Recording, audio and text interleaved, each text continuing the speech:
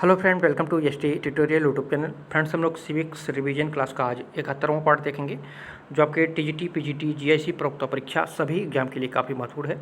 और इसके पहले का पार्ट आप लोग देखना चाहते हैं तो प्लेलिस्ट में जाकर के देख सकते हैं। वहाँ पे सभी प्रैक्टिस सेट आपको मिल जाएंगे, जो आपके एग्जाम के दृष्टि से ही सारे प्रैक्टिस सेट को तैयार किए गए हैं।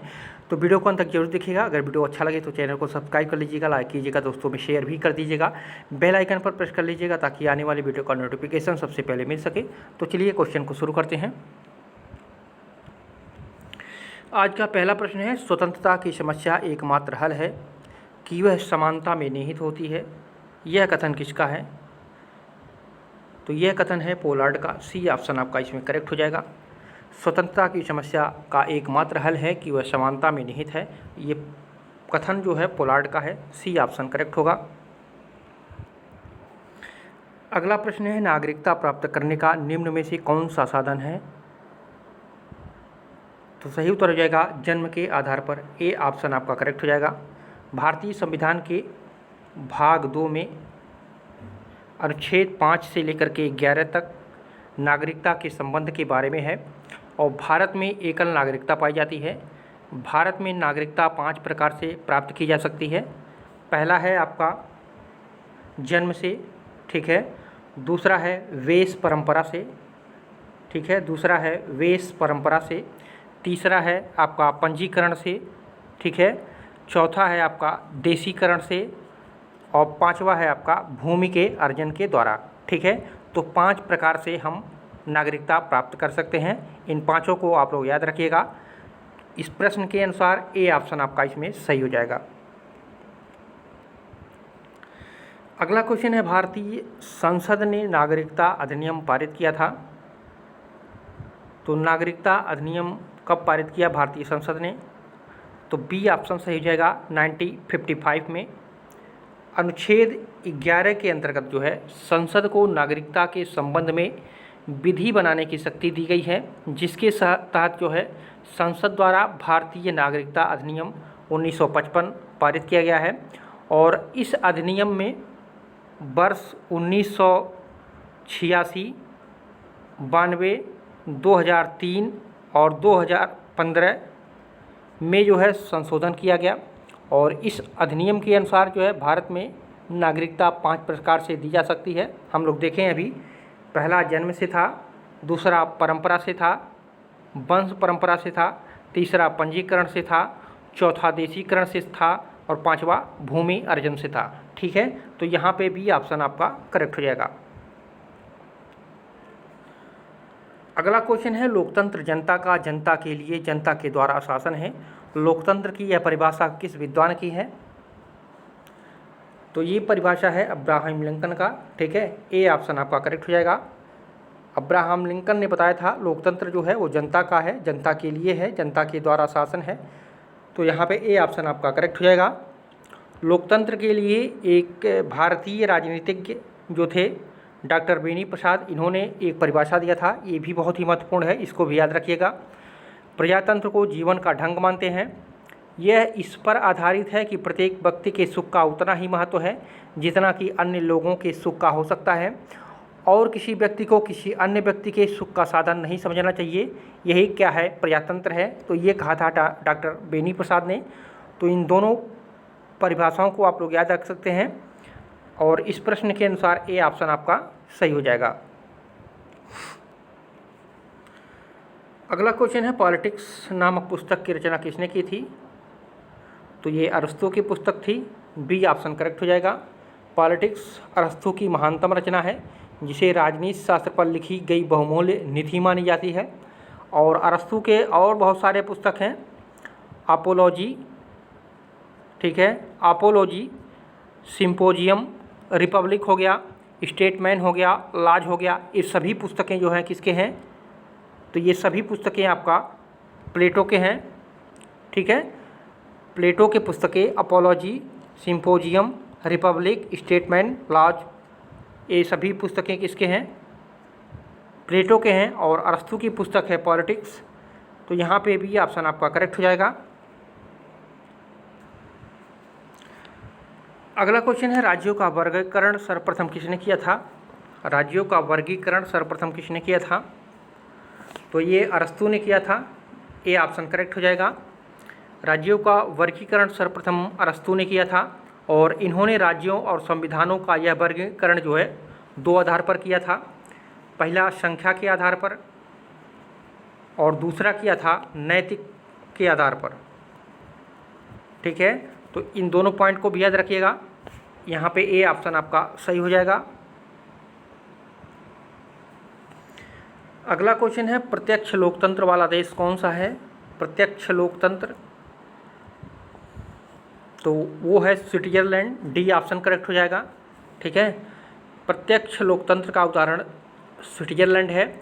इसके अंतर्गत जो है जनता स्वयं विधानमंडल से कोई कानून बनाने का प्रस्ताव कर सकती है और यह पद्धति जो है स्विट्जरलैंड के केंद्रीय तथा प्रांतीय स्तरों पर प्रचलित है। प्रत्यक्ष लोकतंत्र में जनता शासन में प्रत्यक्ष रूप से भाग लेती है। ठीक है, तो यहाँ पे डी ऑप्शन आपका करेक्ट हो जाएगा। अगला क्वेश्चन है जर्मनी में हिटलर ने किस प्रकार के शासन की व्यवस्था की थी? तो तानाशाही व्यवस्था था। ठीक है, बी ऑप्शन करेक्ट हो जाएगा। जर्मनी में जो है हिटलर ने तानाशाही शासन की व्यवस्था स्थापना की थी। वे राष्ट्रीय समाजवादी जर्मन कामगार पार्टी NSDAP, ठीक है, NSDAP इसको कहते हैं, राष्ट्रीय समाजवादी जर्मन कामगार पार्टी के नेता थे। कौन? हिटलर। और इस पार्टी को प्रायः नाजी पार्टी के नाम से जाना जाता है, ये भी याद रखिएगा। इस पार्टी को नाजी पार्टी भी कही जाती है।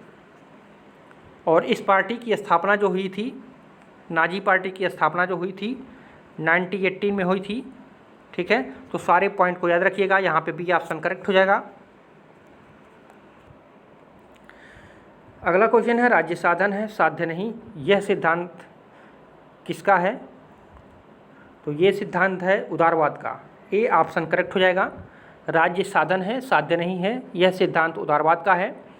उदारवाद जो है व्यक्ति प्रेमी विचारधारा के होते हैं, व्यक्ति की स्वतंत्रताओं व अधिकारों की चर्चा करता है, राज्य को व्यक्ति रूपी साध्य का साधन बताता है। ठीक है, तो यहाँ पे ए ऑप्शन आपका सही हो जाएगा। अगला क्वेश्चन है यह निश्चित है कि सरकार की उत्पत्ति बल प्रयोग के परिणाम स्वरूप तथा बल प्रयोग द्वारा होती है, यह कथन किसका है? तो ये कथन था कार्ल मार्क्स का, ए ऑप्शन करेक्ट हो जाएगा। यह निश्चित करता है कि सरकार की उत्पत्ति बल के प्रयोग परिणाम स्वरूप तथा बल प्रयोग द्वारा होता है, कार्ल मार्क्स ने कहा। और कार्ल मार्क्स के अनुसार जो है आज तक संपूर्ण मानव इतिहास वर्ग संघर्ष का इतिहास रहा है। ठीक है, ये भी कहा था कार्ल मार्क्स ने, तो यहाँ पे ए ऑप्शन सही हो जाएगा। अगला क्वेश्चन है मानव विवेक में आस्था निम्न में से किस विचारधारा में है? तो ये उदारवाद में है, बी ऑप्शन करेक्ट हो जाएगा। मानव विवेक में आस्था सर्वप्रथम उदारवादी विचारधारा में मिलती है। उदारवादी विचारधारा का सर्वप्रथम तत्व मानवीय बुद्धि व विवेक में मूलभूत आस्था है। सेवाइन ने कहा था कि उदारवादी विचारधारा में लाख से मिल तक अनेक तार्किक असंगतियां हैं। ठीक है, तो ये भी प्रश्न पूछा जाता है कि उदारवादी विचारधारा में लाख से मिल तक अनेक तार्किक असंगतियां हैं, ये किसने कहा था? तो ये सेवाइन ने कहा था। इसको भी आप लोग याद रखिएगा, बहुत ही इम्पॉर्टेंट है। तो यहाँ पे भी ऑप्शन आपका सही हो जाएगा। अगला क्वेश्चन है पॉलिटिक्स आइडियल्स नामक पुस्तक के लेखक कौन हैं? तो ये हैं C.D. बर्न्स। ठीक है, C.D. बर्न्स, पॉलिटिक्स आइडियल्स नामक पुस्तक के लेखक जो हैं वो C.D. बर्न्स हैं। अच्छा, J.S. मिल की 2-3 पुस्तकें आप लोग जान लीजिए।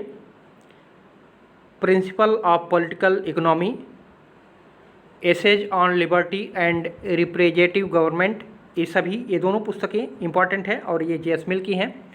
ठीक है, liberty in the modern state, Laski की एक महत्वपूर्ण पुस्तक है liberty in the modern state, और एक पुस्तक है ए ग्रामर ऑफ पॉलिटिक्स।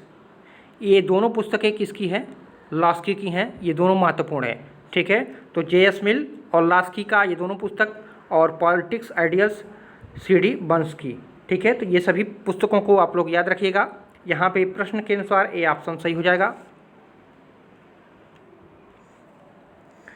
अगला क्वेश्चन है फांसीवाद का जन्म किस देश में हुआ? तो फांसीवाद का जन्म जो हुआ था वो इटली में हुआ था। ठीक है, डी ऑप्शन करेक्ट हो जाएगा। फांसीवाद जो है ये फॉसिज्म शब्द से बना है। फॉसिज्म शब्द की उत्पत्ति जो है ये इतालवी भाषा के फैसियो से बना है।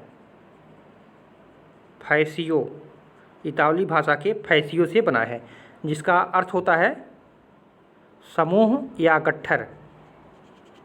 समूह या गट्ठर। और इसे अनुशासन तथा एकता का, इससे जो है अनुशासन तथा एकता का जो है बोध होता है। ठीक है, और फांसीवाद का जन्म जो है ये इटली में हुआ। फांसीवाद का अर्थ जो है अगर देखा जाए तो वास्तव में उन तानाशाह पूर्ण शासनों से समझाता जाता है जो कि मुसोलिनी के नेतृत्व में जो है 1922 में इटली तथा हिटलर के नेतृत्व में 1933 में जर्मनी स्थापित जो हुआ था, वैसे ही फांसीवाद का जन्म इटली में माना जाता है। तो यहाँ पे डी ऑप्शन आपका करेक्ट हो जाएगा। अगला क्वेश्चन है अंतर्राष्ट्रवाद का विरोध किया था। तो अंतर्राष्ट्रवाद का विरोध किसने किया था? तो ये फांसीवादियों ने किया था। ठीक है, सी ऑप्शन करेक्ट हो जाएगा। फांसीवादियों ने अंतर्राष्ट्र का विरोध किया था। यह राज्य को एक सर्वशक्तिमान संस्था के रूप में देखते हैं। ये राज्य को एक सर्वोच्च तथा नैतिक इकाई मानते हैं।